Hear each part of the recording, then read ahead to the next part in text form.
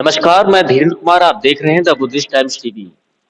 मेरे बीच में एक ऐसी शख्सियत हैं जो वैसे तो किसी परिचय के मोहताज नहीं है, चूंकि भारत में उन्होंने अपने सर्विस के दौरान बहुत से सोशल वर्क किए हैं जो काफी यादगार और ऐतिहासिक हैं। फिर भी मैं परिचय के लिए द बुद्धिस्ट टाइम्स टीवी के दर्शकों को बता दूं, आदरणीय डॉक्टर चंद्रपाल साहब पूर्व आईएएस, पूर्व सचिव, भारत सरकार, नई दिल्ली रह चुके हैं।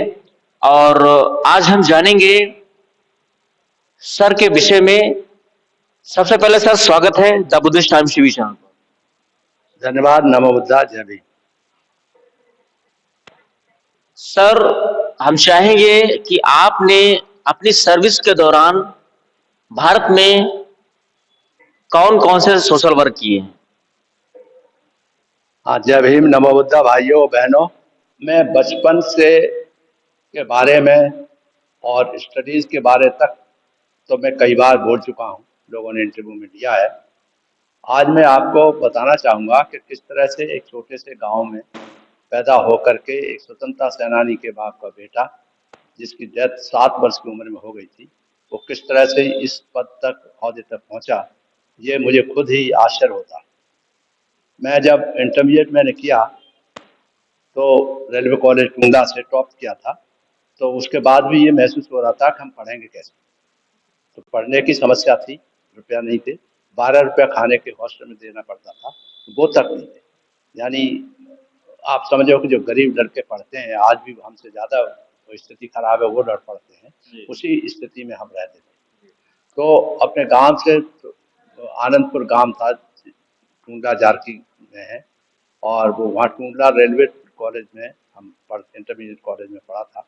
वहाँ के टीचर्स ने बड़ा सहयोग दिया और हम किसी तरह से इंटरमीडिएट में टॉप किया। और फिर बाद में बीएससी एमएससी में भी टॉप करते हुए हमें नेशनल स्कॉलरशिप, मेरिट स्कॉलरशिप मिला। 3-3 4-4 स्कॉलरशिप मिलते थे, तो अच्छा लगता था। हम खुद है, हम टीचर्स के अलावा हम उनको भी खड़े होकर बताते थे कि सर ये छूट गया ये क्वेश्चन। स्पेशली केमिस्ट्री में हमें बहुत शौक था, तो हम प्रोफेसर साहब को भी बता देते थे। तो वो आज भी हमारा मन कहता है कि हम लोगों को फ्री में केमिस्ट्री पढ़ाएं, फिजिक्स पढ़ाएं, मगर अब दूसरे रास्ते पे चल पड़े, इसलिए हम वो नहीं कर पा रहे। तो उसके एजुकेशन करने के, एमएससी करने के बाद हम जो है फौरन ही लेक्चरर बन गए फिजिक्स के, और लखनऊ में रहे, लखनऊ में पढ़ाया। और उसके बाद 2 साल में 67 में आई बिकेम लेक्चरर। उस समय मेरी 19 वर्ष की उम्र थी। उसी साल, उसी दिन, जिस दिन रिजल्ट निकला, मेरी शादी हो गई मेरी धर्मपत्नी विमला पाल जी के साथ। और उसके बाद जो है ये बड़ा इंटरेस्टिंग है कि उसी दिन से हमारा भाग आगे बढ़ा, और इंटरमीडिएट का जैसे ही पास हुए, हमें लेक्चरर मिल गए। अब लेक्चरर मिल गए तो हमारी विधवा माँ थी, हमारी सिस्टर थी, 2 भाई थे, उन सब की जिम्मेदारी हमारे ऊपर थी। तो हम उनको कॉलेज में पढ़ाते थे और साथ ही साथ हम ट्यूशन भी करते थे। और ट्यूशन में जो गरीब लोग थे उनको मैं फ्री पढ़ाता था। एक एक जगह बैठ के टेबल पे 5-5 आदमी लड़के बिठा करके मैं पढ़ा करता था। इंटरमीडिएट करने के बाद ही, उसी समय हम जब कर रहे थे, तो कैसे इवेंट होता है। हमारे एक साथी थे मोहन सिंह, जो इनकम टैक्स कमिश्नर रिटायर हुए हैं। He was trying for IAS and central services. तो हमसे आके मिले और उन्होंने कहा, मिस्टर पाल, आप जो है इतने टॉपर हो, तुम why don't you try for IPS. IPS उस समय 20 साल के बैठ सकते थे, और मेरी उम्र 20 साल के जैसे ही हुई, हमने आईपीएस के लिए अप्लाई किया। और आईपीएस से अप्लाई करने के पश्चात जैसे ही रिजल्ट निकला, वो हम 21 वर्ष की उम्र में आईपीएस बन गए। 21 वर्ष की उम्र में आईपीएस बन गए। तो ये बड़े आश्चर्य की बात है, बड़े गर्व की बात है। मगर क्योंकि मेरे पिताजी नहीं थे, कोई नहीं थे, तो कौन हमको उस समय गाजे बाजे के साथ स्वागत करता। मगर आईपीएस 21 वर्ष की उम्र में बने। मैं अपनी माँ से मैंने कहा, दौड़ते हुए खुशी के मारे, मैं एसपी बन गया। मैं समझा कि एसपी हमारी बहुत बड़ी तोप होती है। मगर हम समझते थे एसपी जो आदमी नौकरी पाने के लिए, जो आदमी एडमिशन के लिए रुपया ढूंढ रहा हो, 100-200 रुपया कहीं से मिल जाए, वो आदमी आईपीएस बन जाए, तो बहुत बड़ी उपलब्धि मानी जाएगी। और गांव का नंगे पैर आना, नंगे पैर जाना, 5-5, 7-7 किलोमीटर पैदल जाना जूनियर हाई स्कूल तक, ये कम उपलब्धि नहीं है। तो वहाँ जब आईपीएस बन गए, तो आईपीएस बनने के बाद हम ट्रेनिंग बड़ी सफलतापूर्वक की मसूरी में, माउंट आबू में। हमारे जो 69 बैच का हूँ मैं आईपीएस का, तो हमारा जो एक आध कहीं होगा आदमी जीवित वो सदा हुआ कि वास्तविकता है। तो उसके बाद वहाँ जब आईपीएस में थे तो सारे पतले दुबले थे, तो 57-58 किलो वजन था, बहुत तेजी से दौड़ते थे। तो हमारा नाम दौड़ने वाले लोगों में उन्होंने कह दिया ये इनका नाम है चंद्रपाल नहीं है, कैंटरपाल है, क्योंकि सब पीछे छूट जाते थे, हम ही आगे भाग लेते थे, यंग थे। उसके बाद आईपीएस की ट्रेनिंग करी माउंट आबू से, बड़ी टफ ट्रेनिंग। उसके बाद जो है जैसे आईपीएस खत्म हुआ, वहाँ केरला पहुंचे, हमारा केरला कैडर था। वहाँ पर हमारे जो एम गोपालन नाम का एक आईपीएस ऑफिसर थे जो आईजी थे। अब उनसे हमने जो हमारी फाउंडेशन बनी सर्विस में आने की, उनसे सीखा कि किस तरह से वो अपने जूनियर ऑफिसर्स को बहुत प्यार करते थे। हाँ, बहुत प्यार करते हैं। उनके ऑफिस में एआईजी होते थे, उन मधुसूदनन की भी मधुसूदन, उनके उनके ऑफिस में आईजी साहब पहुंच जाते थे। जबकि आईजी बुलाता है कि आइए भाई इधर आइए, कहाँ है वो, आइए बुलाइए उनको, वो खुद चले जाते। तो एक तो उनके हमने ये कैरेक्टरिस्टिक नोट की कि बड़ा छोटा कुछ नहीं है, सर्विस में सब एक है। अगर काम कराना है तो आप नहीं है तो उसकी सहायता करिए सबॉर्डिनेट की, न कि उनको उत्पादित करें, उत्पीड़न करें। तो एक तो ये बहुत महत्वपूर्ण हमने सोचा। एक बार मुझे मालूम याद है कि आईजी साहब जो है किसी न्याटेंगरा में अंडर ट्रेनिंग में था, कन्याकुमारी के बीच में और त्रिवेंद्रम के बीच में पुलिस स्टेशन है, डीवाईएसपी सेंटर था, वहाँ जाता था। तो अपना खाना वाना बना के जो बनाती थी मैडम, उनको लेके चले जाते थे। हम जब फिर खाते थे तो बैठे थे, उसमें हमें ये क्या हुआ कि एक कांस्टेबल की डेथ हो, ये मैं अपने आईजी की तारीफ कर रहा हूँ और जहाँ से हम सीखे।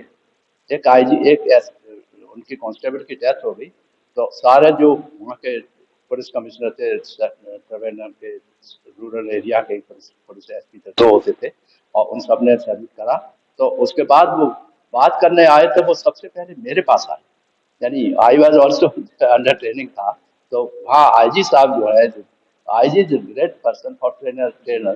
तो ट्रेनिंग के पास आते हैं और कहते हैं चंदन हाउ आर यू, मैंने I am sir, thank you very much, कैसे आते जाते हो वहाँ से। मैंने sir I come by bus, go by बस, वाई। तो he immediately called the commissioner of police, जब माई एसपी रूरल थे, उनको बुलाया और उनसे कहा भाई एक छोटी सी व्हीकल क्यों नहीं दे सकते, उनको पैदल बस में कैसे चले, तो इनको एक जीप अलॉट करो। तो मतलब मेरा हौसला बढ़ गया कि कितना बड़ी चीज है कि एक तो ये कि आईजी उन सारे ऑफिसर्स जिले के वहाँ खड़े हुए हैं, उनको छोड़ के और मुझे आके पूछ रहे हैं बाहर का होते हुए ये किया। जब आए लौट के, उसके बाद उन्होंने एक दिन कहा कि चंदपाल तुम अभी हाउ ओल्ड आर यू, शुरू में मैंने सर मैं 19 का ज्वाइन किया था, 21 का हूँ, 21 में आईपीएस बना हूँ। तो अभी तो बहुत कम उम्र है तुम्हारी, तो why don't you try for IAS. तो उन्होंने आईएएस बैठने के लिए एनकरेज किया और अपनी कार भेजते थे हम लोगों को, खाना खिलाते थे कभी। आप देखिए कोई आईजी, हमारे दो छोटे बच्चे थे, आप तो बड़े बड़े हैं, बहुत नौकरी आईएएस वाईएएस बन गए, मगर हम उनको दे करके उनके यहाँ उनकी कार में खाना खाने जाया करते थे। उनकी मिसेज जो थी वो प्रिवेंटिव मेडिसिन प्रोफेसर थी, त्रिवेंद्रम की। तो मुझे याद है वो किस तरह से हमारे प्यार से अपने बच्चों को, हमारे बच्चों को वो सूप पिलाया करती थी, खाना खिलाती थी।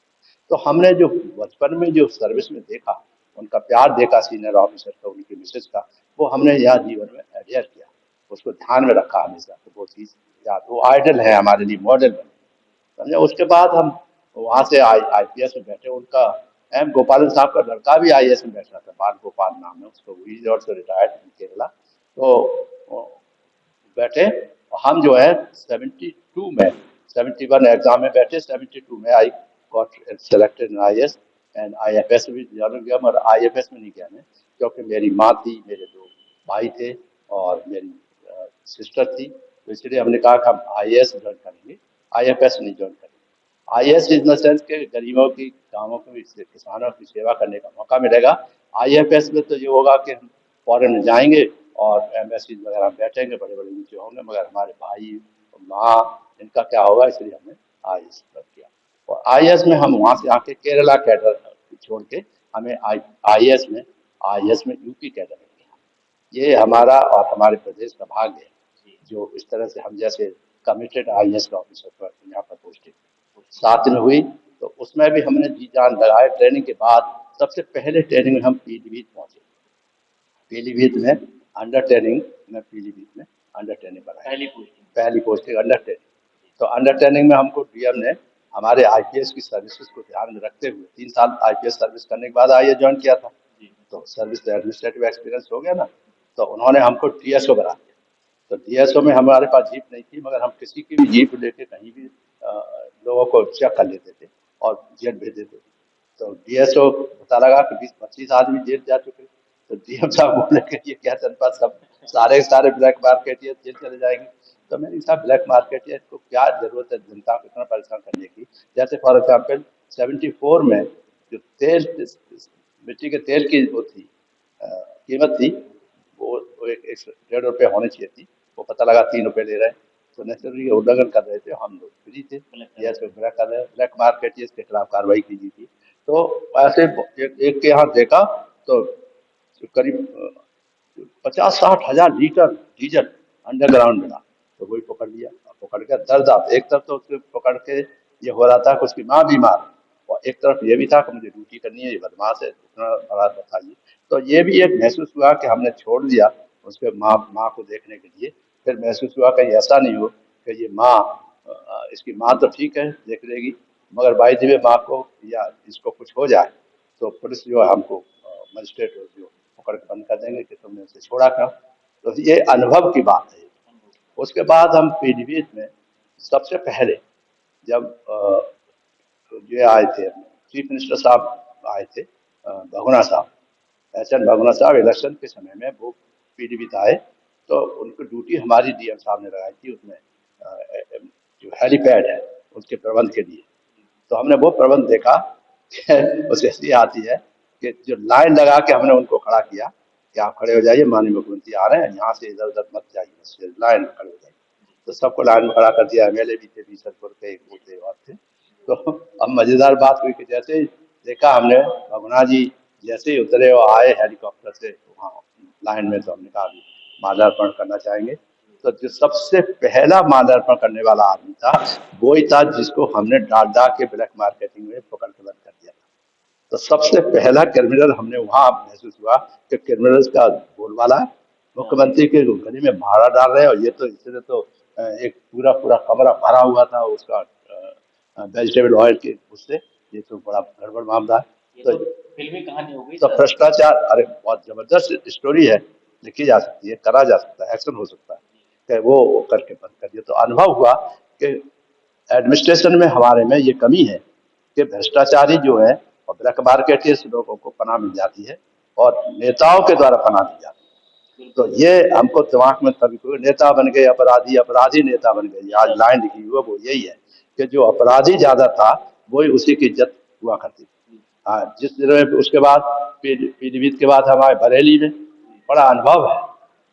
बरेली में जब आए तो हम एसडीएम फरीदपुर रहे 5-6 महीने। तो एक दिन अचानक ही उसने, जो फरीदपुर का नगर पालिका का मेयर था, उसने टैक्स लगा दिया ट्रकों पे अचानक, बिना एसडीएम वगैरह के पूछे हुए।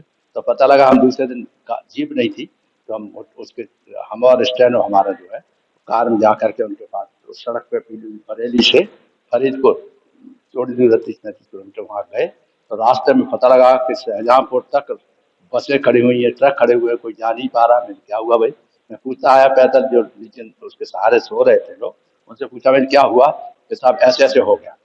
तो आदरणीय डॉक्टर चंद्रपाल साहब, पूर्व आईएएस, पूर्व सचिव, भारत सरकार, नई दिल्ली रह चुके हैं। और आज हम जानेंगे सर के विषय में। सबसे पहले सर स्वागत है the Buddhist times TV channel पर। धन्यवाद, नमो बुद्धा, जय भीम। सर, हम चाहेंगे कि आपने अपनी सर्विस के दौरान भारत में कौन कौन से सोशल वर्क किए हैं? हाँ, जय भीम, नमो बुद्धा, भाइयों बहनों। तो हमने कहा, ये तो थोड़े वगैरह, तो हमने उसको बुला के मेयर को डांटा, मैं तुमको प्रेसिडेंट हो क्या हो, तुम ऐसे कैसे जबरदस्ती टैक्स कैसे लगा सकते हो, रात रात में पहले नोटिस देना चाहिए। चाहिए, सूचना देनी चाहिए, इन लोगों को आगाह करनी चाहिए कि अगर फलाने तारीख तक आप टैक्स नहीं जमा करोगे या करोगे तो तुम्हारे खिलाफ कार्रवाई होगी। टैक्स आप डबल कर देते हो, फिर उसके बाद सारा ट्रक वहाँ से वहाँ तक कितनी law and order problem create कर दी। तो हमने ऑर्डर दिया कि मैंने you get out from here, पहले सारे के सारे बसेस को छुड़वाओ, एसओ को बुलाओ, एसओ साहब पहले खाली कराओ सड़क, उसके बाद बात करो। जल्दी से जल्दी, हम यहीं बैठे तहसील में, तहसील में यहीं बैठे, पहले सब खाली हो जानी चाहिए। तो उसके बाद कमिश्नर के पास शिकायत हुई थी, उन्होंने जो वहाँ का वो था कि साहब एसडीएम साहब ने तो हमारे साथ ऐसा कर दिया, नुकसान कर दिया, आपने तो 1 महीने हमें चार्ज भी नहीं दिया, हम बैठे हुए थे और हम बैठे हुए हैं और किसी छोटी तहसील होगी खाली तब दिया जाएगा। सदर तहसील के लिए उन्हीं का जात का कोई तहसील आया, प्रमोट तहसीलदार आया प्रमोट होने वाला, उसको एसडीएम तहसील बनाया बरेली का, हमें नहीं बनाया। आप समझो, ये भी एक बहुत ही ऑब्जर्वेशन की बात है। तो हमको कोई बात नहीं, कुछ हमें क्या मालूम, उस समय सोचने की बात है, जैसे बाद में डेवलप हुआ कि हाँ ये ऐसा होता है। हाँ, तो ये जो उसके बाद फरीदपुर से हम कुछ दिनों के बाद 5-6 महीने के बाद ही रहे, सिटी मजिस्ट्रेट बरेली हो गए। सिटी मजिस्ट्रेट बरेली का अनुभव बहुत मजेदार है। बरेली बरेली बरेली से फरीदपुर से बरेली आ गए, बरेली के सिटी मजिस्ट्रेट बने। तो सिटी मजिस्ट्रेट में यह था कि हम जा रहे थे गाड़ी चलाते हुए अपनी, पता लगा सिटी बरेली के कोतवाली के आसपास झुग्गी झोपड़ी पड़ी हुई थी, तो उसको बरसात के दिनों में उनको उजाड़ा जा रहा था। तो लेडीज वेडीज सब बॉडीज उनकी चमक रही थी, क्या है, क्या काय की बरसात में कर रहे हो। तो हमने कहा भाई त्रिवेदी जी थे, पूछियो मैंने क्या हो रहा त्रिवेदी जी, क्या तमाशा है, हमें बिना पूछे हुए आपने ये क्या करना शुरू कर दिया है, ये तो नहीं होना चाहिए, बरसात हो रही है, रिमझिम बरसात हो रही है, किस तरह से हालत खराब है। फिर इनके गरीबों के ही तुम सब मटके मटके बर्तन बर्तन निकाल के बाद सड़क पर फेंक रहे हो और औरों के मालदारों के तो कुछ कर नहीं रहे। दरोगा जी, एक बोले हम जोर से, रास्ता लाओ, मिडिल ऑफ दी ये सड़क से 220 फीट नापो और जो इसके अंदर आए वो उसको सब तोड़ो। तो वो समझे, उसने तो बड़े बड़े वो भी क्लिनिक बने हुए थे, कोई दुकानें बनी हुई थी, कुछ कैसे तोड़े। अब वो सब के सब जनता जो है चौंक गई कि ये तो कोई अजीब सिटी मजिस्ट्रेट आया। तो सारे गरीब लोग इकट्ठे हो गए और उनका ले जा अपने कुदार कुदार जाते नगर पालिका। तो वो सारे गरीब आदमी इकट्ठे होकर कहते चंद्रपाल जिंदाबाद, सिटी मजिस्ट्रेट जिंदाबाद, नगर पालिका अध्यक्ष मुर्दाबाद। मेरा कोई इंटेंशन नहीं था, मैंने तो सिर्फ न्याय की बात करी। तो पता लगा वो भागा भागा, बहुत बड़ा मेयर था वो, ऑल इंडिया मेयर्स एसोसिएशन का अध्यक्ष था।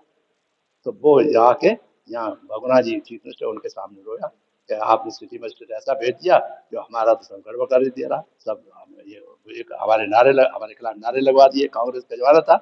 नारे क्या जनता ने थोड़ी लगवा, जनता ने लगाया, जनता ने सिटी मजिस्ट्रेट जिंदाबाद ये वो। तो हमने कहा अरे वाह, ये तो बड़ी बात है।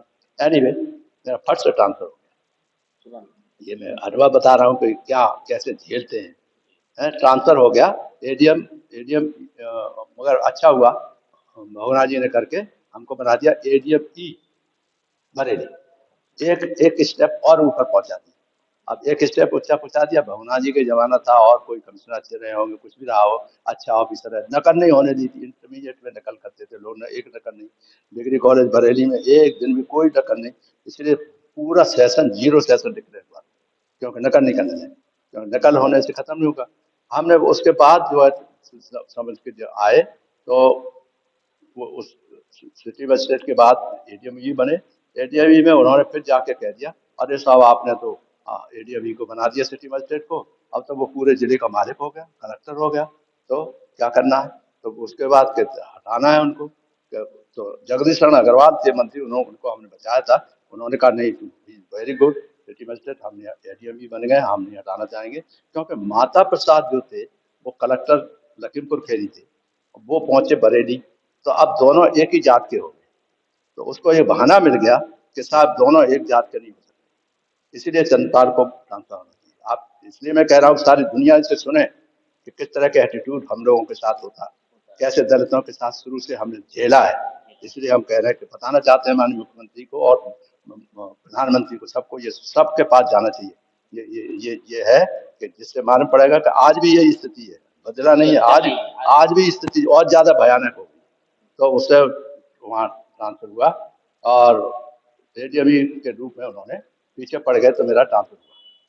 ट्रांसफर किया कहाँ, भगवान जी ने वो जगदीश चंद्र अग्रवाल मंत्री थे, उसके पीछे पड़ गए कि नहीं उनको नहीं जाने देना। तो अंत तो जाना था, क्योंकि वो मेयर था, पूरे उत्तर प्रदेश एसोसिएशन का अध्यक्ष था, और उसने भ्रष्टाचार किया था, फर्जी डावर दिखाया था, उसको बिल नहीं पास हो रहे थे, इसलिए उसने ट्रांसफर करवा दिया। जब बरेली से मुरादाबाद, उस समय इमरजेंसी लग चुकी थी, 24-25 जून की बात है 1974-75 में। तो पता लगा कि हम उसे आके मुरादाबाद का उन्होंने बना दिया एडीएम मुरादाबाद। एडीएम वहाँ भी बरेली, यहाँ एडीएम मुरादाबाद। और एडीएम बरेली जब हुआ तो मेरा बेटा, सबसे बड़ा बेटा है, वो बुखार में पीड़ित था। हम आके यहाँ रिक्वेस्ट किया कि साहब हमें अभी मत भेजिए, मगर नहीं, तो कुछ नहीं, इससे कोई अंतर नहीं पड़ता। एक थे यहाँ टी.एन. धर साहब थे, तो कहते हैं वो प्राइम मिनिस्टर के प्रमुख सचिव रहे, वो चीफ मिनिस्टर के, उन्होंने कहा इससे कोई अंतर नहीं पड़ता, join they ADM Moradabad. ADM Moradabad जब गए तो उस समय तक इमरजेंसी लग चुकी थी। इमरजेंसी जब लगी हुई थी तो हमारा काम क्या है, इमरजेंसी के जो जो जो गलत काम करेगा, उनके निर्देशों के विरुद्ध काम करेगा, उसके खिलाफ पुलिस कार्रवाई करेगी, और एडीएम सिटी एडीएम जो है उसका सब कुछ है।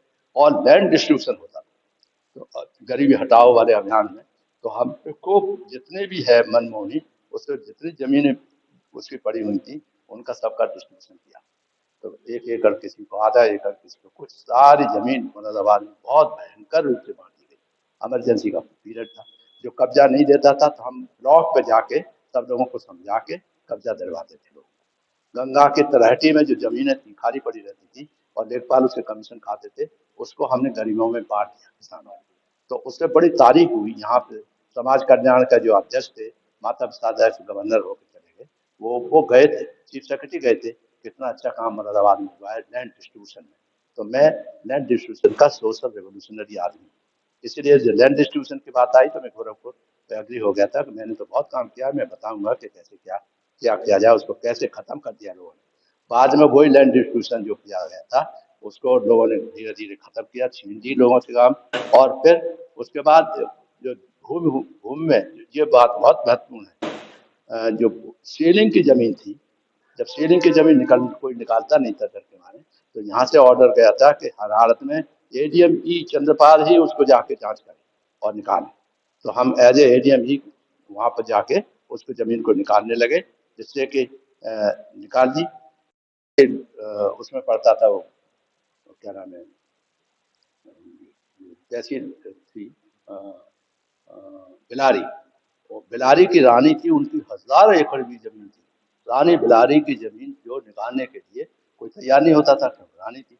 तो हम पूरी तहसील को, चंदौसी तहसील था, चंदौसी तहसील में सब रखे, सब लोग गए बैठे, और वो सरप्लस जमीन जो थी वो निकाल दी। वो सुबह सुबह बुलाती हैं, मंत्री थी, राजमंत्री थी स्टेट गवर्नमेंट में। वो बुलाती है रानी बिलारी, और कहती है कि साहब देखिए, हमको बुला के कहती हैं कि हम तुम्हें सस्पेंड करा देंगे, चप्पल चटकाते घूमोगे, ये कर देंगे, वो कर देंगे। तो हमने कहा मैडम हम काहे को सस्पेंड कर देंगे, हमने तो कोई काम नहीं किया। जब सरकार की तरफ से चिट्ठी आई हुई है कि इसकी जांच चंद्रपाल ही करेंगे, तो फिर मेरे तो कोई बस ही नहीं है, मुझे तो अभी करना है, नौकरी करनी है, शुरुआत ही हुई है मेरी, है ये है तो क्या है। तो उसके बाद उन्होंने जो बात हुई, तो रानी बिलारी गई, आते आते रोके यहाँ चीफ मिनिस्टर के पास, भगुना जी के पास।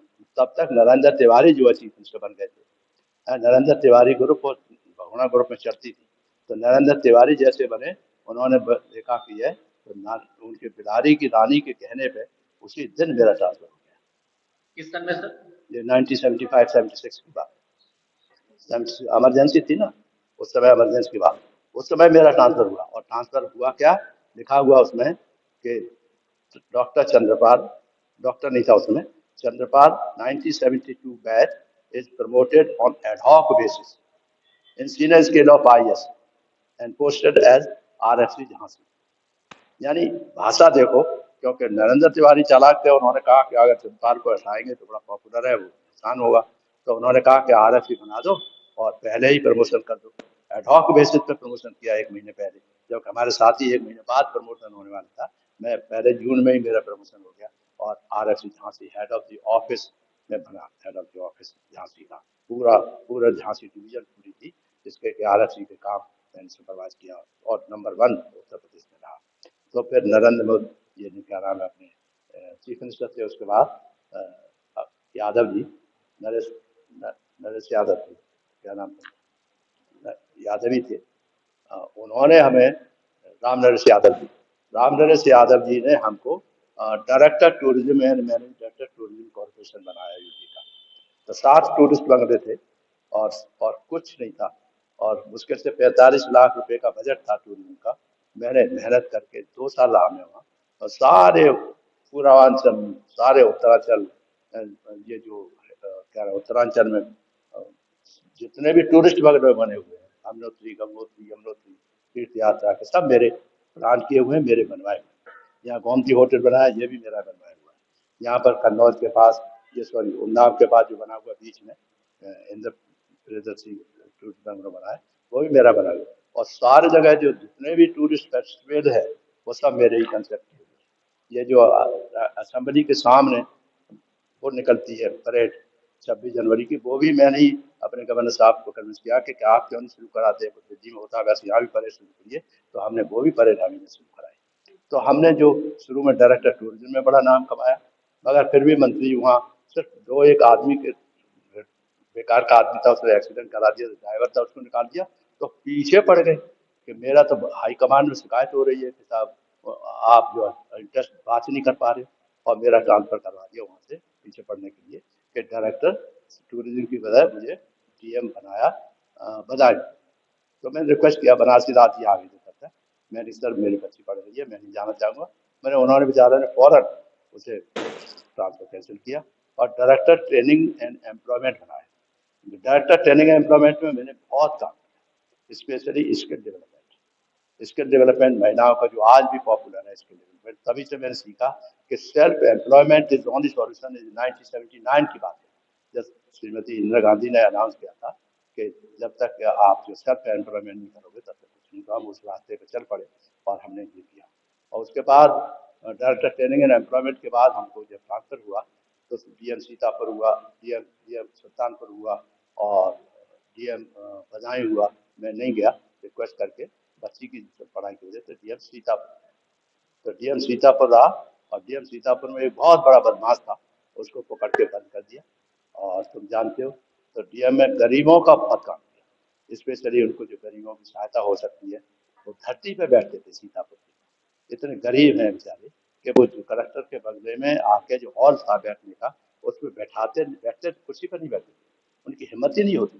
तो नीचे नीचे नीचे बैठे जाते, मैं ना बैठो, ये कुर्सियाँ किसी के बाप की नहीं है, तुम्हारी बैठो, यहाँ पर तुम्हारी जगह है, सरकार की जगह। ये सब काम हमने समाज सुधार का काम किया।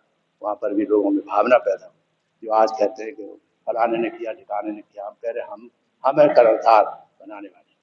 84 में सीतापुर से काम करने के बाद ट्रांसफर हुआ, बदमाश को वो हो गया, उसने मरवा दिया, तो हमारा ट्रांसफर हो गया। ट्रांसफर होने के बाद हम एंटरटेनमेंट टैक्स कमिश्नर बने। 3 साल तक हमें एंटरटेनमेंट टैक्स कमिश्नर रहना पड़ा, छोटी सी जगह में। उसका काम है मनोरंजन कर, चंद्रपाल मनोरंजन करते थे। और उसके बाद वो जो हमें डीएम गाजियाबाद बनाए, तो डीएम गाजियाबाद में बहुत काम। डीएम गाजियाबाद में 25वें नंबर था जब डीएम गाजियाबाद डिस्ट्रिक्ट। और मेरे जाने के बाद उसे मैंने कह दिया 1.5 महीने 2 महीने में मैं इसे फर्स्ट बना कर दिखाऊंगा। एंड 2 महीने में सारी जनता गाजियाबाद को दिखा दिया कि वास्तव में हम लोग फर्स्ट हैं। 20 point programme, family planning programme है, सब प्रोग्राम में गाजियाबाद ऑलवेज रिमेन फर्स्ट। जब रिमेन फर्स्ट क्या, वहाँ जो बदमाशों के खिलाफ कार्रवाई की गई, जो बालू का खनन का बेईमानी करते थे, उनके खिलाफ कार्रवाई की गई। तो जो लोग मिले हुए थे उनसे मेरा ट्रांसफर करा दिया गाजियाबाद से यहाँ पर special secretary education and director health education.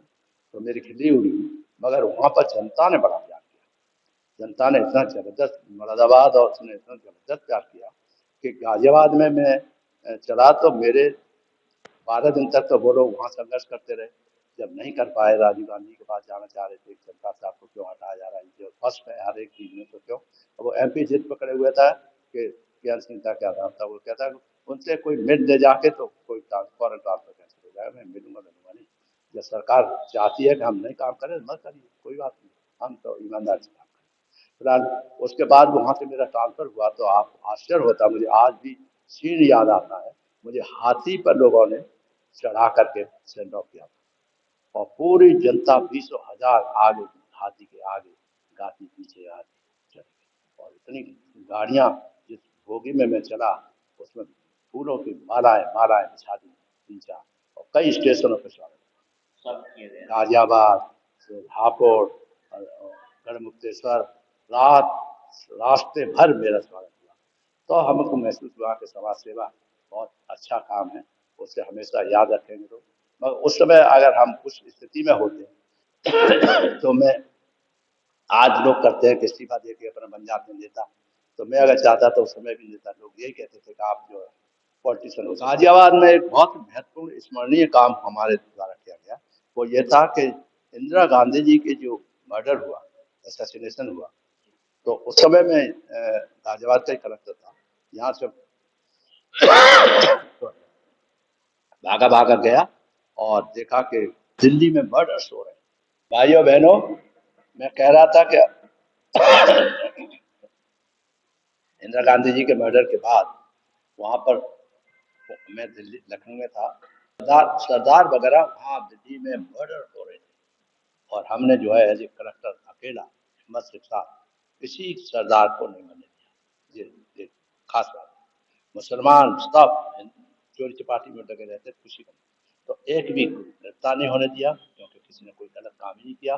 Come police के माध्यम से भी सारा गाजियाबाद को कंट्रोल करके रखा। तो लोग अभी भी इतना प्यार करते हैं, और मेरे दिल में भी गाजियाबाद इतना ज्यादा है कि मैं बता नहीं सकता, इतना सम्मान करते हैं। आज भी जाता हूँ तो गुरुद्वारा में मेरी जो कृपा दे करके सम्मान करते हैं हमेशा। और वहाँ के गरीब लोग तो दीवाने हैं अभी भी, ये बहुत ज्यादा है। वो हमेशा ये कहते हैं आप गाजियाबाद अपने छोड़ के क्यों चले गए आगरा। हाँ, मैंने कि ये मेरी फंडामेंटल मिस्टेक यही हुई कि मैं अपना गाजियाबाद जो दिल में बसता था, उसको जहाँ मैंने काम किया है, बहुत तमाम जमीनें बांटी, तमाम राशन दिए गरीबों को, और इसलिए याद करते। तो वो जो है नोएडा था, नोएडा में भी एक आदमी को नहीं बनने दिया, एक इंडस्ट्री नहीं, सैफाबाद में एक इंडस्ट्री को नुकसान नहीं होने दिया उसी समय में, जबकि दिल्ली में मर्डर्स हो रहे। तो इसीलिए लोग बहुत सम्मान करते हैं। अब वो कहते हैं साहब आप वहाँ नोएडा में एक घर में सरदारों की बस वो था, पूरा परिवार रह रहा था, 14-15 सरदार वो उनकी फैमिली थी। उसको 20,000 लोगों ने घेर लिया कि इन्होंने मेरी माँ इंदिरा गांधी जी को गाली दी है, और जबकि उनको गोली मारी गई है, सरदारों ने मारी थी ना, तो इसलिए इस ऐसी बात है हम छोड़ेंगे नहीं ये कर। तो हमने उसको कंट्रोल किया, फिर हम और एसपी, वो हमारा एसडीएम तो खड़ा हो गया, साहब वहाँ मत जाइए, आप मर्डर हो जाए, दिन छोड़ जाएंगे आप। मैं नहीं भाई, हम गए, और जैसे ही हम पहुंचे तो जनता एकदम दाढ़ी वाड़ी बनाने वाले थे जैसे आ गए, तो वो सारे कलेक्टर साहब आ गए, कलेक्टर साहब आ गए, और शांत हमने कर दिया। 20,000 आदमी उसके कोठी को घेरे हुए था। तो सरदारों को निकला कि भाई तुम निकलो बाहर, तुम्हें कोई नहीं मारेगा ना कुछ करेगा। उसने उसके घर में आग लगा, एक कोना जल रहा था, और वो बंदूक के लिए हुए बैठा हुआ था। मैंने सब मारेगा तुमको, सब मर गया, मार देगा, तुम निकलो निकलो जल्दी करो। तो उन सबको निकाल के और एक बस में लेकर के भेज दिया मेरठ, और फिर ये कह दिया मैंने भाई चलो चलो चलो, वो तो पकड़ के गिरफ्तार हो गए, सब पकाए। इस वक्त मैं राजधानी लखनऊ में आदरणीय पूर्व आईएएस डॉक्टर चंद्रपाल साहब हैं मेरे साथ में, विशेष मुद्दे को लेकर के आज आए हुए हैं। हाल ही में गोरखपुर को लेकर के जो मुद्दा बना हुआ है, मेरे बीच में गोरखपुर में जो अंबेडकर जन मोर्चा के द्वारा जो भूमिहीनों को 1 एकड़ भूमि दिलाने के लिए जो आवाज उठाई जा रही थी सम्मेलन के तहत, उस कार्यक्रम में आदरणीय हमारे सर डॉक्टर चंद्रपाल साहब पूर्व आईएएस मुख्य अतिथि बतौर वहां पहुंचने वाले थे। सर, हम चाहेंगे में कि गोरखपुर के सम्मेलन में क्या ऐसा कारण रहा जिसमें आप नहीं पहुंच पाए? स्वागत है सर। नमस्कार भाइयों, मुझे दुख है कि वास्तव में उस दिन मैं नहीं जा पाया, क्योंकि मेरी धर्मपत्नी की पिछले कई महीनों से तबीयत खराब रही थी। उस दिन ज़्यादा खराब हो गया अचानक, रिजर्वेशन भी हम कराने वाले थे, तब तक फिर बाद में नहीं जा पाए। मैंने वीडियो पे सब प्रोग्राम देखा, और डीएम ने और एसपी ने जो जिस तरह से उसे डील किया, बड़े सुंदर ढंग से सारे लोगों को कन्विंस करते हुए, वहाँ से उनको जाने के लिए कहा और उनको रास्ता दिखवाया और वो चले भी गए।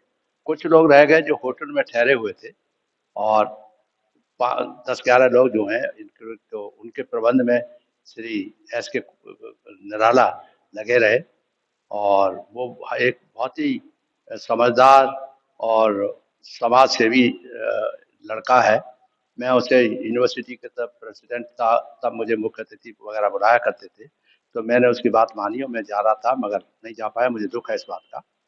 परंतु ये भी दुख है कि जब सब बात तय हो गई, कोई आंदोलन टाइप की चीज़ नहीं थी की लोगों ने, न कोई उद्दंडता नहीं दिखाई।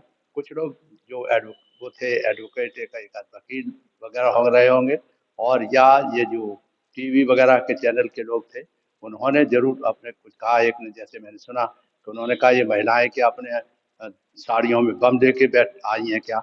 इस तरह की बात एक आध ने कहा, बाकी तो मैं नहीं समझता कि कुछ इस तरह से भयंकर स्थिति पैदा की गई हो।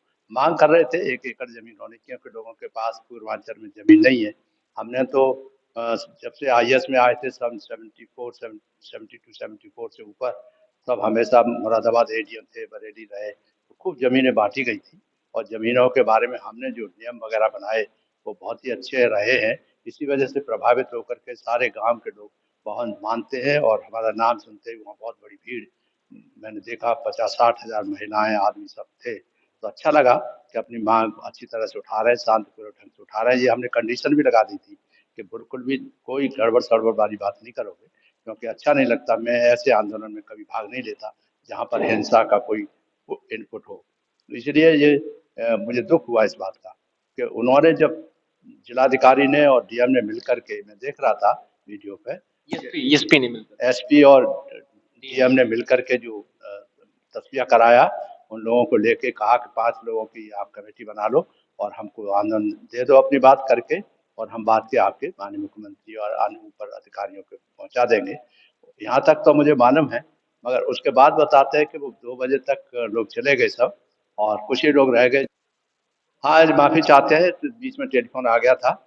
मैं समझ नहीं पा रहा था कि सब शांति हो गई, सब कुछ हो गया, बड़े समझदार लोग थे। उसमें एक ऐसा दारापुरी आईजी, एक्स आईजी भी थे बताते हैं, और कुछ पत्रकार भी थे, दिल्ली से आए थे। वो लोग गिरफ्तार करने के पश्चात एक न्यायपूर्वक वो होना चाहिए। इसका मतलब स्वतंत्रता रूपी जो अधिकार है, उनको बिल्कुल हनन हो रहा है। माननीय मुख्यमंत्री से अनुरोध है कि वो तो कहते हैं कि सबके समान व्यवहार किया जाएगा और सबके साथ एक सा व्यवहार होगा, तो इन गरीब लोगों के पक्ष में बोलने वाले लोगों की तरफ देखें कि जो अपने न्याय के लिए इकट्ठे हुए थे। कोई वहाँ किसी के खिलाफ नारेबाजी करनी, किसी के खिलाफ उपद्रव करना, किसी तरह कोई वायलेंस का हथियार यूज करना, ये उद्देश्य नहीं था। और एसएन जो एस के निराला साहब हैं, उसकी तो मुझे गारंटी है कि मैंने उनको बचपन से देखा है, जब वो प्रेसिडेंट वहाँ के गोरखपुर यूनिवर्सिटी के हुआ करते थे, और मैं भी उनके कई फंक्शंस में गया हूँ। वो समाज के गरीबों की और किसानों की बात करते हैं, तो इसमें कोई आपत्ति नहीं है, जो कि एक संवैधानिक अधिकार है। मेरा प्रार्थना है, अनुरोध है माननीय मुख्यमंत्री से कि ऐसे शांतिपूर्वक ढंग से होने वाले जो कार्यक्रम है, उसमें उसकी इस तरह से हर कोई एडमिनिस्ट्रेशन द्वारा दखल नहीं दिया जाना चाहिए। अगर कोई गलती हुई है इसमें, तो आप जांच करा करके उनके खिलाफ कार्रवाई करें, अन्यथा को सबको छोड़ देना ही आपकी प्रशंसा के पात्र होगा।